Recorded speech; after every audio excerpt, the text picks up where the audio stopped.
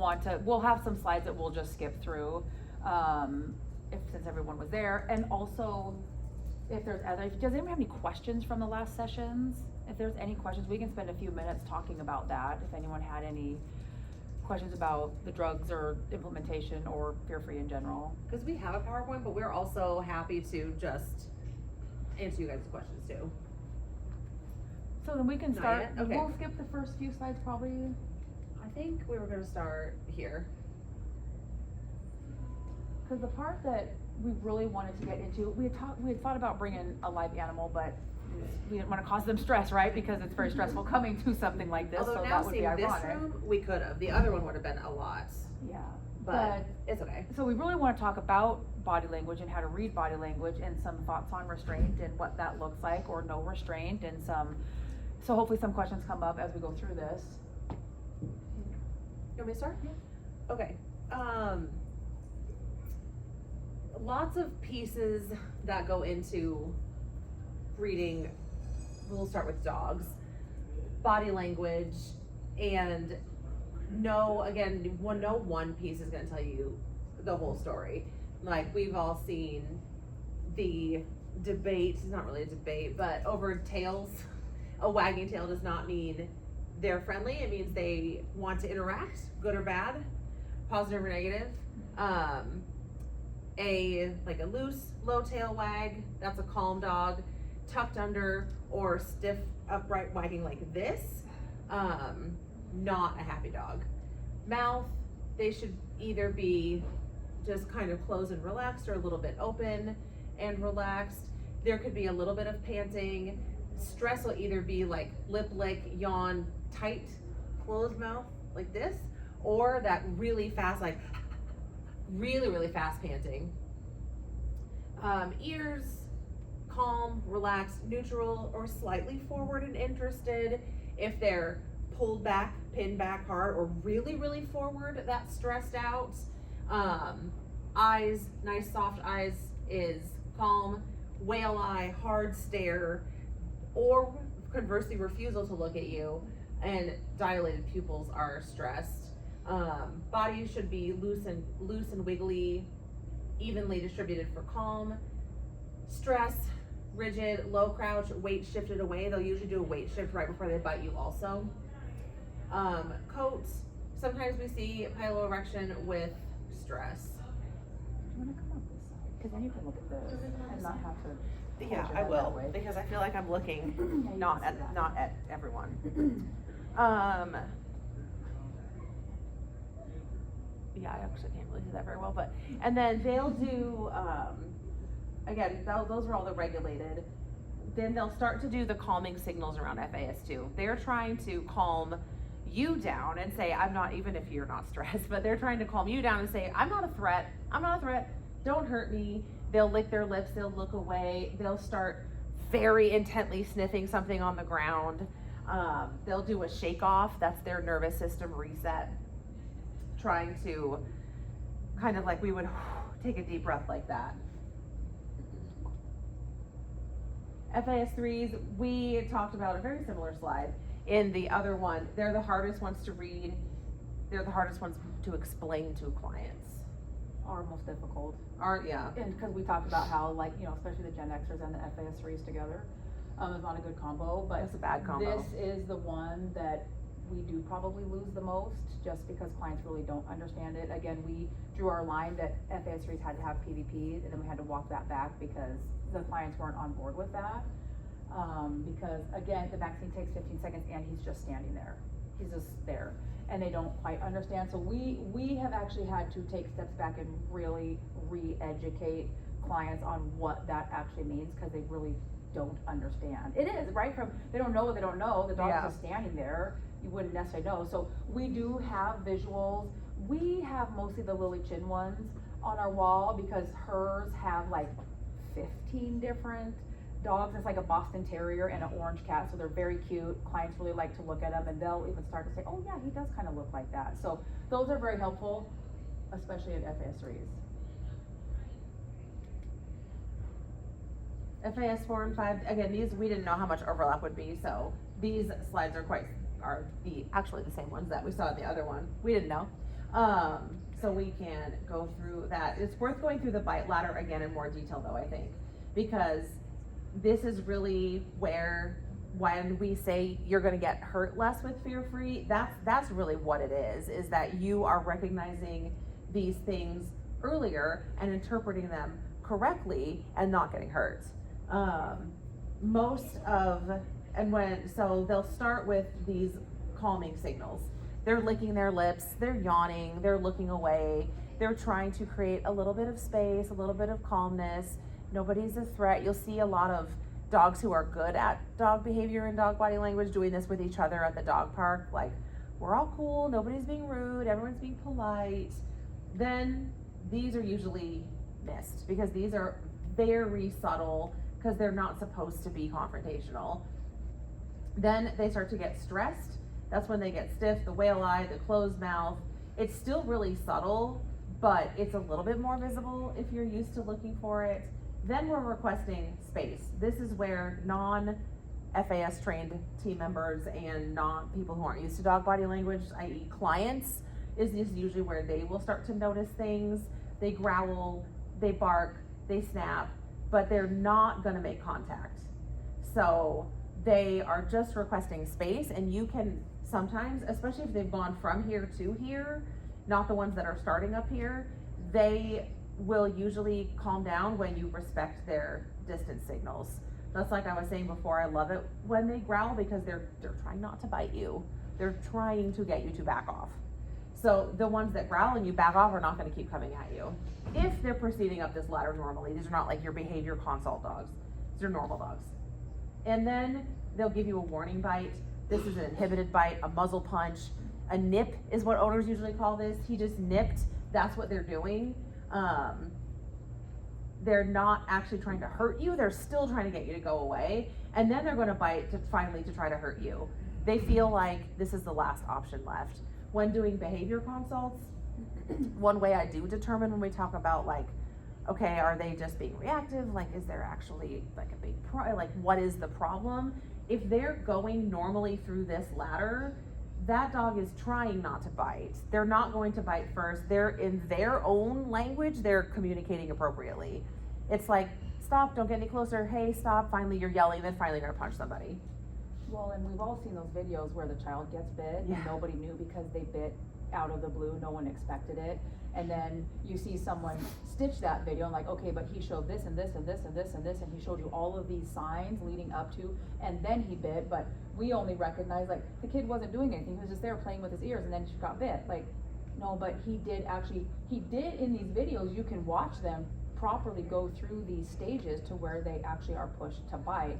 But, you know, unfortunately, people don't know what they don't know, so they think that the dog bit out of the blue. Mm-hmm. And then we blame the dog for the bite, when in reality, is that fair?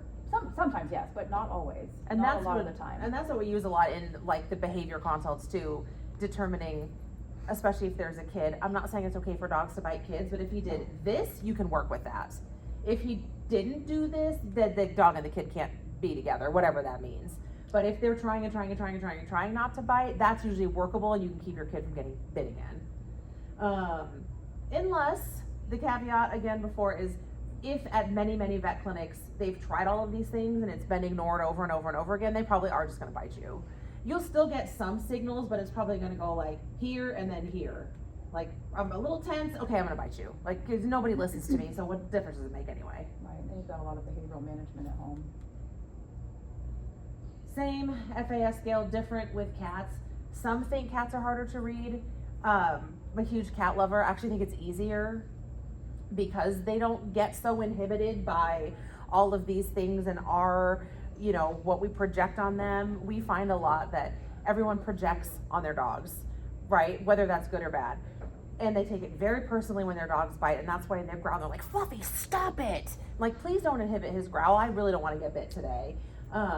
Cats, I don't know if you see this with your clients. Cats are like, yeah, but he is what he is. This is his personality. Bit me on the way in. Yeah. He bit me when I put him in the carrier. I don't know what to tell you.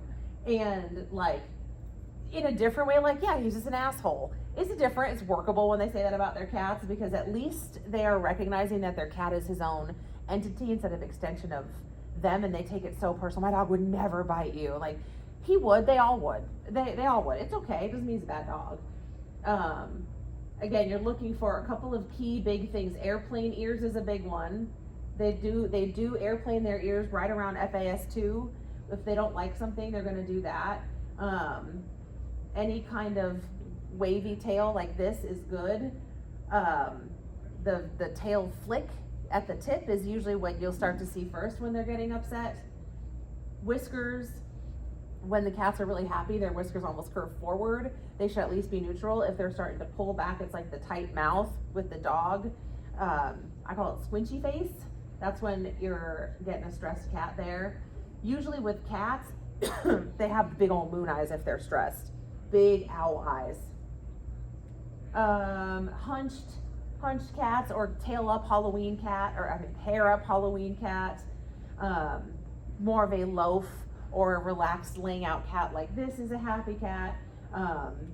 Any kind of vocalization, hissing, spitting, not good. They should purr. That can also signal stress, but usually at the lower levels because they're trying to self-soothe.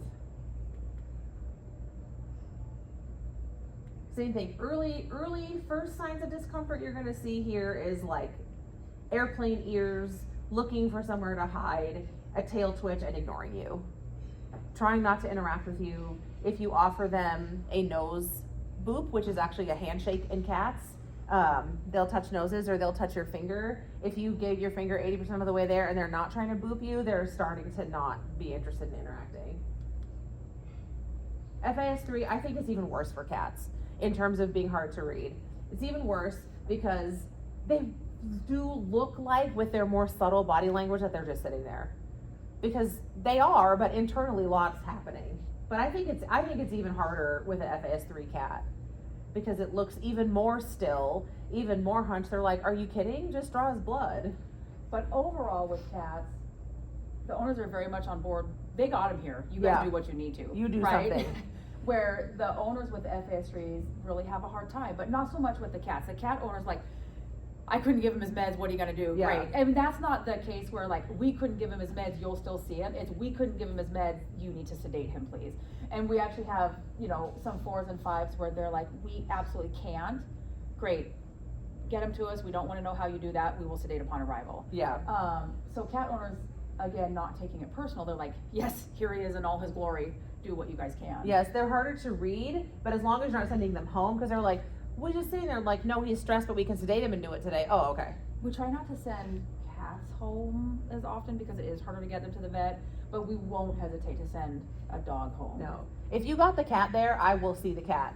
Now, that doesn't mean I'm gonna scruff him and hold him down, but I will sedate him, like, because like we were saying in the other one, 80% of the stress happens on the way there. So sending him home for PVPs, it seems like it's better to do like 1 second more of all the stress they've already had, and then they can just fall asleep and then they can go home and at least forget some of it from the amnesia effect from the sedation.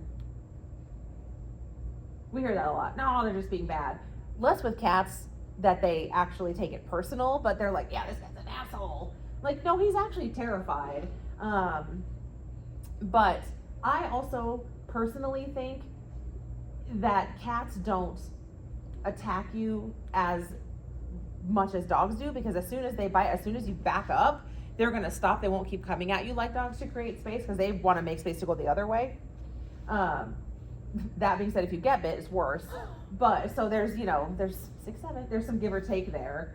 But so it's the same thing though. They're flight, freeze, fidget versus fight.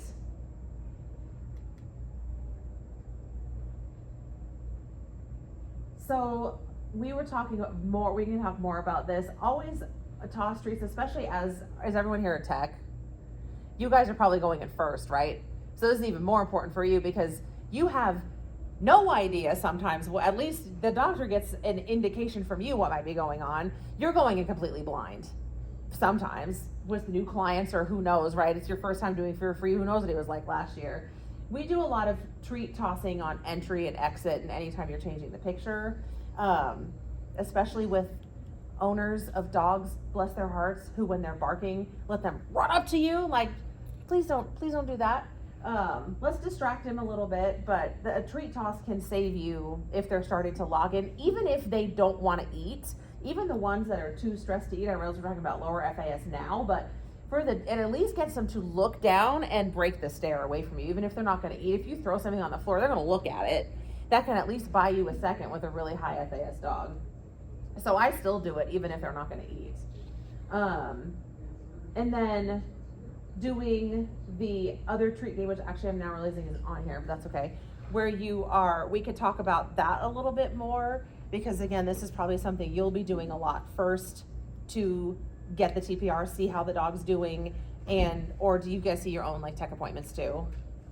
Yeah. Probably both. So tossing a treat to get the dog away from you, good or bad, to get the dog away from you, then see what they do next. Some of them will just take that opportunity to hide. Some will eat the treat and not come back, which also gets them out of that like death stare of I'm eating the treats, but now I don't know what to do, because that's a way a lot of people get bit, especially at home. They're like, oh yeah, my friends are going to give the dog a treat to get him to like him, and then once the treats are gone, the dogs don't know how to disengage, and then you get bit. That teaches them a disengage, like I'm interacting and then I go over here, and then I'm interacting and then I go over here, and it cements that option of like, well, I can just go over here if I get stressed out. We reinforce that with the treat. If they come back to you, even some of your higher FAS dogs who don't want to be touched necessarily will still want to come interact with you to play this game, and that's an entry point to where you can do something like the touch treats. So we'll play that game, and then when they're interacting with you, you could do like, okay, I'm a touch and then a treat, and you could build from there on some handling that way. This is more for dogs. I don't feel like cats respond as well to the touch treat. They would rather do what you will traditionally see in Fear Free and like keep your hands on them and stay calm. But for dogs, they'd like a break. And the touch treat works well with touch treat, stethoscope touch, treat, stethoscope listen, treat. 30 to 60 seconds of that, a lot of times will get you to be able to listen to the heart and lungs. And once you're playing that game too, if you have the stethoscope in your hand and you're playing that touch treat game, have them, instead of reaching to them, let's say you don't have one you can take apart, have them walk up to it and then just kind of hold it in your hand, have them walk up to it and then toss the treat, because then they feel like they're choosing to do it and you're not reaching for them. So my non-detachable one does have a longer thing, but you can have them kind of come up to it, and then when it's not such a jump scare to do it from the front versus the side, there's something about right here they just don't seem to like. Even if you come from the front and then go up that way to listen to a different heart sound, at least you're not coming at them straight on. Leading them around with treats, moving them with treats, especially for these lower FAS dogs. Do that. And this works for cats too, with like a trail of chew to get on the scale. And then using really high value food. This is something I do quite differently from what Fear Free says, is they want you to go up the treat ladder. I skip that completely and go for medium value stuff right out of the gate. Dogs love Cheerios. I know I just said high value. Dogs love Cheerios. That is not a low value treat at all. Purina, you use different treats for different things. Yeah. Because you want something sticky so it can stick to the floor, so it takes them longer to lick it up when you're giving vaccines and... Yeah, when I'm throwing like 100 treats just so this high FAS dog could have something to do, Cheerios. If I'm doing, okay, now I have to give the vaccine, whipped cream. Cats, Churu, what are those little freeze-dried pops that you got? Those have been a hit. All kinds of different cat treats. They love Churus though. The catnip suckers? Yeah, the catnip suckers. Cats like whipped cream also. I don't know if you learned in school or from just around that cats don't like sweet. That's BS. Cats love sweet stuff. I don't know who started that rumor. Cats love sweet stuff. So whipped cream is good. Easy cheese for the dogs. We don't do peanut butter just in case of human allergies, but sun butter we do. Peanut butter if you're doing that. All of that works well. The biggest fear that animals have is falling, being unstable, slipping. So any kind of non-slip mat, if you're putting them up on the table, have something non-skid up there. If you're doing them on the floor, have a yoga mat or some kind of non-slip mat for them to stand on. Pheromones in the exam room, if your clinic will let you add those. It's now Thunder Ease, that's my Thunder bad. Ease. I keep calling it Adaptil. It's now Thunder Ease, Feel Away for cats. We have music in the exam rooms. We have classical for cats, and we've started doing reggae for dogs, without words, but the beat seems to be more calming and drown out sounds better. And the clients like it more. They're not falling asleep. It's like the I Calm Dog reggae sounds. I don't know. I walked in a room the other day and caught a client humming along with it, and I was like, oh, have you been waiting too long? My bad, you're starting to recognize the music. I don't know if this is something you guys can control, but if at all possible to stay in the room, any kind of transition brings a new stress. If you can't, just try to minimize transitions. Like, that have all your stuff ready could be wherever you are. Like if you take them to the treatment area, if that's how your flow is, take them to one spot. Instead of like, oh, now I gotta get a muzzle. Oh, now I gotta go over here to the nail trimmers. Hey, can you bring me the thermometer? Like, try to have it all ready, because even if you have to take them, try to take them then just once. Like, okay, I'm gonna go to this one spot in the treatment area that hopefully is over in the corner with a non-skid mat and all my stuff set up and a treat trail. I mean, even if you can't change your flow, you can change some things to make it better no matter what you're doing. And if you're like, because when I got my first clinic fear-free certified, the biggest, one of the bigger hurdles was I don't want to draw blood and things like that in front of the client, right? Because what if I can't get it? What if they get upset? What if the dog gets upset? We have found that, you know, I talked about the nail trims in the previous one where the owner's like, you did it last month and it went just fine. Now you're turning me away, making me drug my dog, right? Because that's what they're like, you make me drug my dog.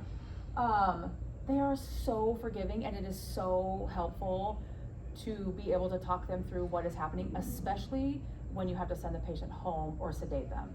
So at this point, all of our team is very comfortable doing anything in front of the client, because even sometimes Dr. Mate, right, the doctor doesn't sometimes get the blood work. It just happens and the client can see, and we talk them through it. And so surprisingly, clients are very forgiving about that. So if that can be a very, very real barrier for all of those of us that always take them to the back to do those things. Clients really actually kind of appreciate that, and they're very forgiving. And even are like, oh my gosh, I don't even know how you guys do that. You know, we find if a client doesn't want to sit through it, we do. And if you're set up this way, just ask the client to step out. That's the other way you could do it. If you have the exam rooms, but you tend to take them to the back because we're more comfortable drawing blood in the back, ask the client to go wait up in the lobby. I mean, that is an awesome option as well, because sometimes the patient does better without the owners there. We know that, right? Stress from the owner. Yeah, that could really go one way or the other. I have had, this sounds like hyperbole, but I've had 0 clients give me a hard time when I couldn't get the blood, or my assistant or my tech or anybody. That's not a doctor privilege. If anything, they're like, are you gonna do it? But they, You know how? but they really do not care. And I think it's personally, like we were talking about with the nail trims, it's easier if you can't get it, if they could see how hard it was versus like, well, sorry. I mean, I know that's not how we talk to them, right? But that's how they perceive things, like, oh yeah, we couldn't get it. Like, well, why? But when they have watched it not go well, they're like, oh, okay. I'm not even talking about fear-free reasons. They don't give me a hard time if we can't hit a vein, if the veins blow. They really don't seem to care, which is shocking that it hasn't happened at all. Except one client who was a phlebotomist, and I took this because he was joking. He said, wow, you couldn't draw blood with a red crayon. And I filed that little joke away in my memory banks and have used it many times because I thought that was really funny. He was laughing though. It's okay. Heating pads for cats, this is another really cheap thing you can do no matter where they are. If that's in the room, in the treatment area, in their kennels. Cats really respond well to heat and usually will then just sit on the table on the heating pad, no problem. FAS 3 dogs, again, this is the treat toss game. What are they doing? Do they eat it and then back off from you? Are they stress eating? Because we see that sometimes. Do they not eating at all? That can really help. You also teach the clients, because if you're a very food motivated dog won't eat, that's really easy for the clients to understand. A little bit easier than like, look, his lip commissures are tight, and they're like, I'm not listening to you. The entry and exit games. Talking a little bit, I wanted to talk more about social pressure too in this one, because we discovered that this was happening a lot, both from the clients and from us. when the dog is, let's say, around a FAS 2 to 3, so no one's doing this with like a snarling dog, but there's a lot of this.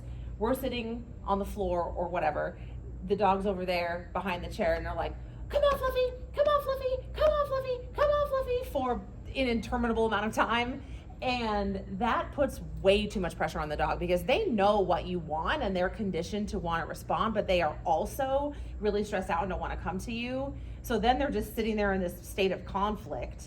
It's better in that case to just get the dog. Like if you have to drag, don't do that, but to just go show them some motion, because there's also a lot of this with clients, like, nope, you got to show them some motion so they come with you, and just bring them over to where you want them, because obviously we don't want to go in the corner with them because we don't want to get bit, but just get them out. And then once they're out, keep them out, because that back and forth, back and forth, back and forth, back and forth also builds a lot of stress when they're like on the chair, off the chair, on, off, on, off, on, off, on, off, on, off.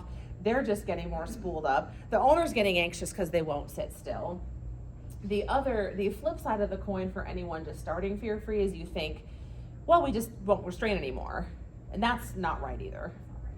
Because if they're not, I know there's some nuance here because we talk about being frozen, but getting them out and then just kind of gently keeping them there, whether that's a little bit of gentle restraint or some food, or having mom or dad come stand in front of them and console them, kind of whatever works there. Having them come up to the table if you've got a little patient on the table to kind of make them want to stay there is less stressful. And you'll know, I mean, FAS 3s are frozen, but you guys can all read body language. FAS 4s are trying to get away. FAS 5s are trying to bite you. You'll know, you can tell, okay, they actually got a little bit calmer once I just kind of got them out here. Empower your assistants. That's y'all. Tell them you guys need to be empowered as techs. Empower your assistants too. I don't know if you do the TPRs or if the assistants do, or if it's a mix, but if you're doing TPRs, you should all your assistants should feel empowered to say, like, I think it's better if we just get the doctor in there because they're not really responding to anything I do, and I don't want to push them over the edge before you get in there. And I really hope your doctor would be on board. If not, tell them to call me. You want the basket muzzle on before things go south. We have basket muzzle handouts that are not from the QR code, but if you email us, we'll send it to you. It's Karen Pryor's, I think, on how to teach clients to put a muzzle on at home. If you're already in that situation and you know you're going to need one, and obviously they haven't trained the dog, just put it on before the animal escalates, if at all possible, because then you can put some food in it, owner can kind of get it on, and it's not as big of a deal than once they're already trying to bite, having the owner try to get it on. Know when to stop. I think we talk about that a lot. Whenever your line is, stop when you're ahead. FAS 4, the most confident team member, that's probably be one of y'all. But this is for dogs, but again, for cats versus dogs, everyone's gonna have a preference probably. Like, man, I'll go in with the most snarlingest, meanest German Shepherd ever, but if that cat so much as looks at me the wrong way, I swear to God, I'm gonna lose it. I'm the opposite.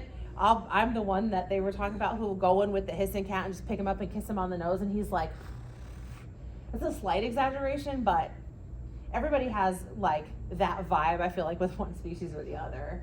So, and that trickles down. Teach your assistants to do that. They will probably be asking you for help if they're feeling anxious.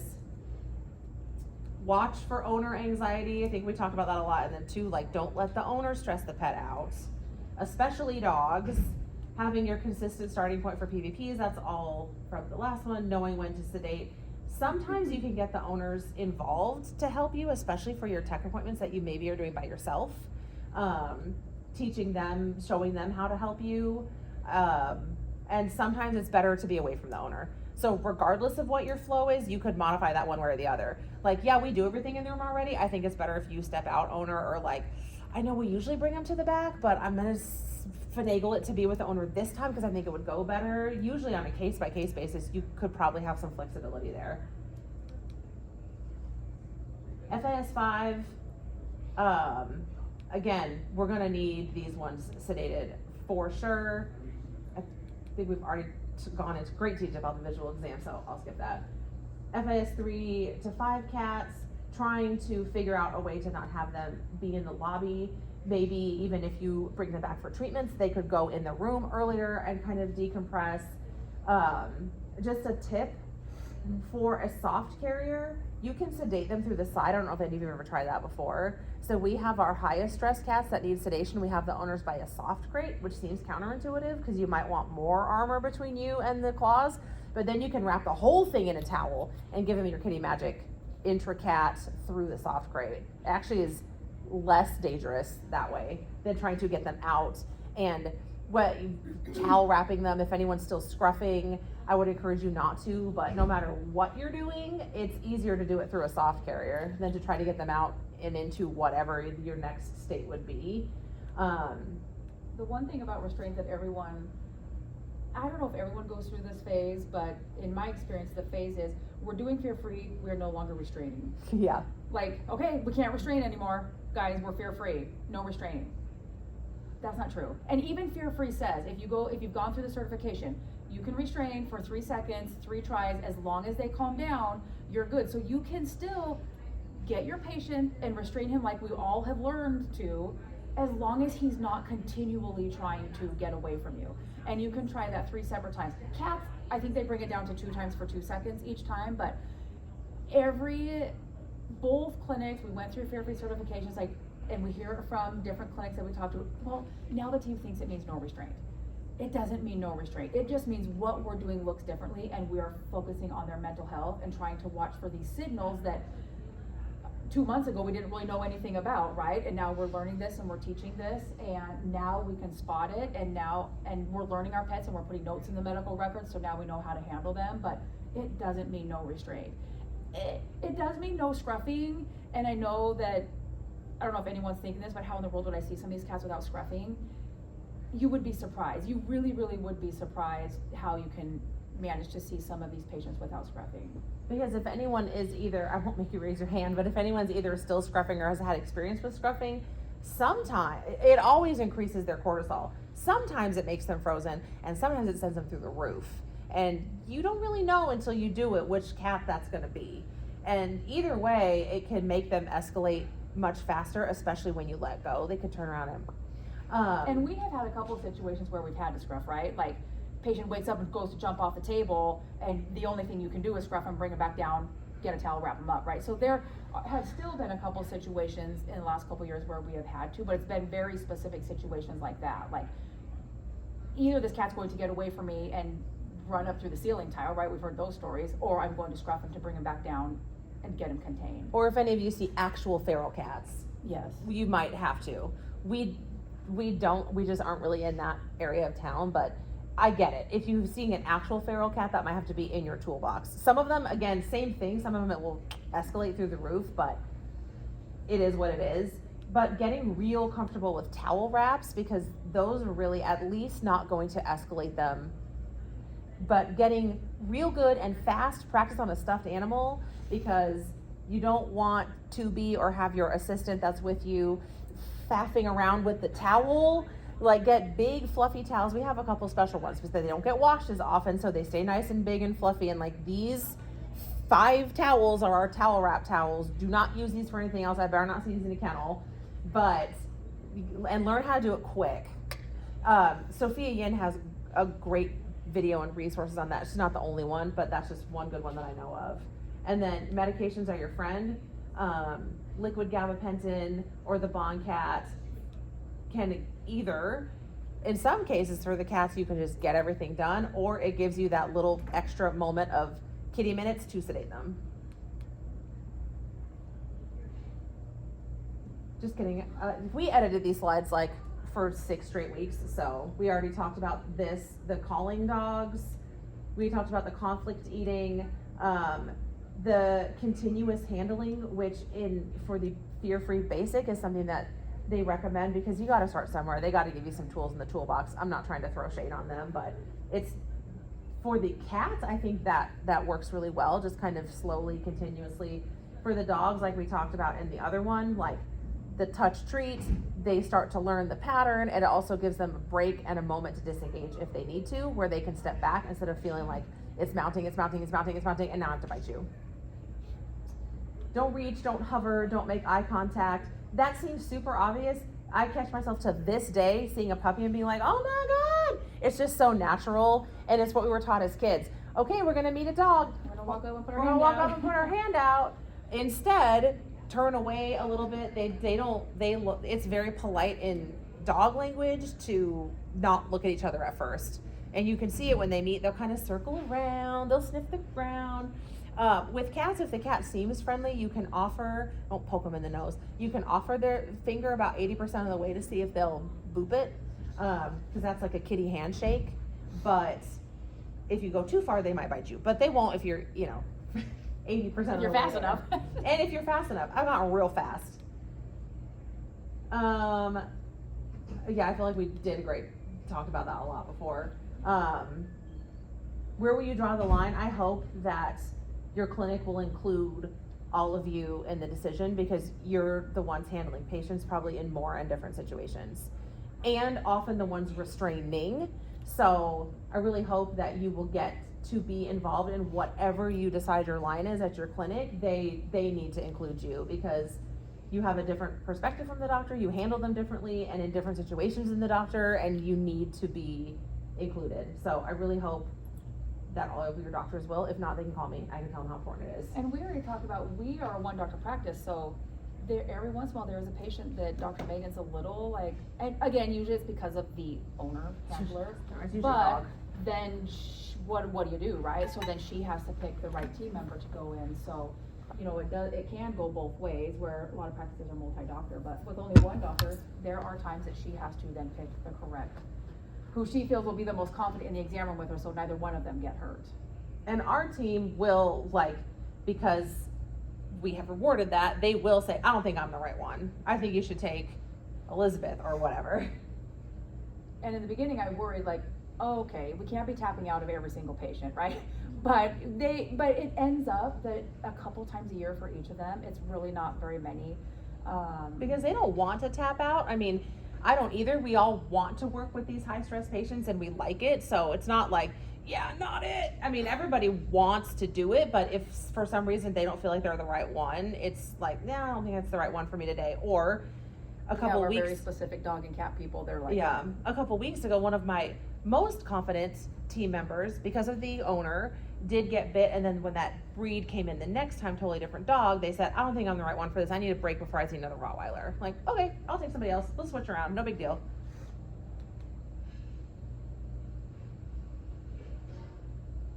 Yeah, good, and then this is something that you guys can all sort of decide as either as a clinic or just kind of intuitively. You're probably already doing a lot of this, but getting it down on paper helps. Their FAS 0 to 1, just continue your normal low stress approach. FAS 2, you can often get these ones back, slowing down, reducing social pressure, skipping specific things they don't like, well, he doesn't like his nails, maybe we'll do that another time. FAS 3s, we talked a lot about that, where that's where we need to figure out what we're gonna do next. FAS 5 is, at least the decision is easy. Doesn't mean handling them is easy, but your owners aren't missing that. Okay, but he's actually actively trying to bite me. They're not missing that, they're not misreading that. 4s too, they look visibly terrified, even if you're an owner who's not good at reading body language. But you have to be careful, because when the owners notice these things, this is where that shame and embarrassment to the owner can come in. Just be really mindful, and even maybe prepare, okay, when I have clients and the patient is trying to do this, if they start, how am I gonna verbalize this to them so that they don't feel that way? Because again, we know that dog owners take this stuff very, very personally, where cat owners, yeah, he bit me on the way in. It's just. And then we can watch, these are the same videos, but it might be interesting to see if I can watch them again. Oh, they're both playing. Okay, I'm gonna have to do it on here. No, don't hold, please. Okay, I'm actually gonna get down here so I can pause it. Is my head in the way? Okay. So we can see what Kaiju's doing here, and he's a FAS 5. We figured, just based on what they had said about him before. At another clinic, they said he went in their previous clinic, which was in California, so don't worry, it wasn't any of us here. He was taken to the back. They heard him screaming. They didn't know what happened. He came back. He's been like this ever since. He was nervous to begin with too. So keep saying he. She is a FAS 5. So you can see here, she's looking away from me. You know, ears are back, mouth is pursed, tense body, not looking, whale eyes, all the signs are there. Again, she's giving more obvious signs as well. Because every time, lip lick, and I was healing and I did trip, and that sudden motion she did bite me is okay, it was just a nip. Legitimately was like a inhibited bite, whoops. But we left that in because that does happen. We're human, we make mistakes. And then on her PVPs, you can see she's probably like a FAS 2 still. But down from a 5, I think that's a win. Soft eyes, eating, much more relaxed. Yes, it's drug induced, but still. Soft ears, letting mom show me her teeth and staying relaxed. You can see just a complete body language change.